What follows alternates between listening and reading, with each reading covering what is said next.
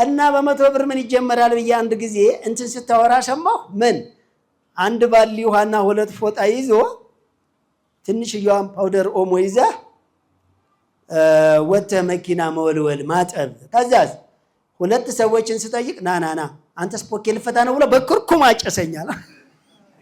ከዛን ቀን ጀምሬ ተወኩት አለኝ። ልጅ 99 ብር አንኳኩቷል ብለናቸዋል። 99 ብር አንኳኩቶ ተተፍቶበታል። መቶኛው ነው የገዛው።